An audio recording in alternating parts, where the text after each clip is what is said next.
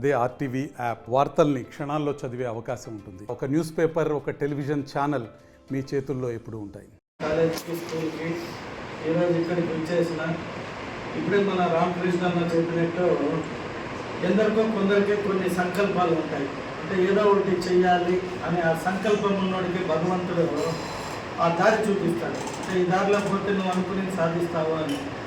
నేను చిత్తూరులో పుట్టినా ఎందుకో నాకు మళ్ళీ తిరిగి చిత్తూరుకి రావాలి అని నాకు అనిపించలేదు. ఎందుకంటే మనం ఇక్కడ నుండి అప్గ్రేడ్ అయినాం. ఇప్పుడు నేను చెప్పినట్టు A+++. సో చిత్తూరు మున్సిపాలిటీ నుండి నేను బెంగళూరు కార్పొరేషన్కి వెళ్ళిపోయాను.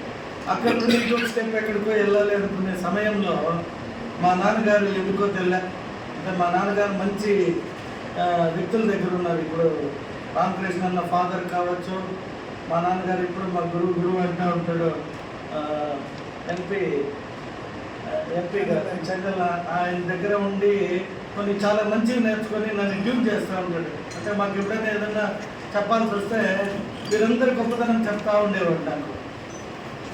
సరే అన్ఫార్చునేట్గా మా ఫాదర్ హెల్త్ బాగలేదు కాబట్టి నేను డిస్కంటిన్యూ అవ్వాల్సి వచ్చింది ఎడ్యుకేషను. తర్వాత చాలా రోజులు బాధపడ్డా.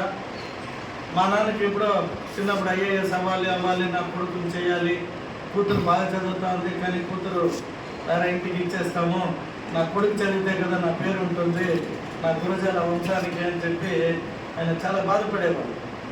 సరే నేనైతే మళ్ళీ తిరిగి వచ్చి IAS IPS అయ్యేకి సమయం దొరకలే, చదువుకుపోయినా. సరే మనిషిగా మా నాన్న చెప్పినాడు ఎన్ని కష్టాలు ఉన్నా చిత్తూరుకే పోతాము, అంటే చిత్తూరుకి మా నాన్న రావాలని. నేను ఇక్కడ ఉన్న కొన్ని సిచ్యువేషన్స్ నాకు కష్టం అనిపించింది. మనము జెడ్పీటీసీ కాల, సర్పంచ్ కాల, ఒక కౌన్సిలర్ కాల, పొలిటికల్గా అంత అనుభవం లేదు. గబాన్ పోయి చిత్తూరులో ఎమ్మెల్యే అంటే అవుతామో లేదు, కానీ ముందుకు పోయి వెనక్కి వచ్చి అలవాటు లేదు. చాలా బాధపడ్డాను నేను కూడా. కానీ తండ్రి బతికున్నది ఆయన కోరిక తీర్చినాము అంటే దానికి మించిన సంతోషం ఇంకేది లేదు. ఆయన జన్మనిచ్చినాడు.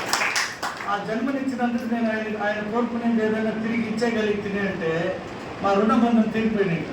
అంటే ఆయన కోరిక ఆయన కళ్ళ ముందర ఈరోజు ఈ కళాశాలలో చంద్రశేఖర్ రెడ్డి అన్న ఇంకా కొందరు వచ్చి నన్ను అడిగినప్పుడు పేర్లు ఇచ్చేటప్పుడు నాన్నగారి పేరు కూడా రాద్దామా అన్నారు వాళ్ళు. నాకు నిజంగా మనసులో ఆనందం వేసింది. అంటే నేను ఒక నాయకుడిగా కుటుంబ సభ్యుల పేర్లు రాయచ్చో లేదో నాకు తెలియదు, కానీ వాళ్ళు ప్రపోజ్ చేసినప్పుడు నాకు ఆనందం వేసింది.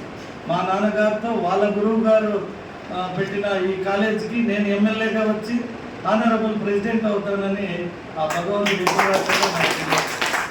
సో అన్ని మంచిదానికే, అంటే మంచి వాడికి అవకాశం వచ్చినప్పుడు కొన్ని మంచి దారి చూపిస్తారు అన్నారు. మరిన్ని వీడియోస్ కోసం ఛానల్ ని సబ్స్క్రైబ్ చేయండి, లేటెస్ట్ అప్డేట్స్ కోసం వాట్సాప్ ఛానల్ ని ఫాలో చేయండి అండ్ లింక్ డిస్క్రిప్షన్ లో ఉంది.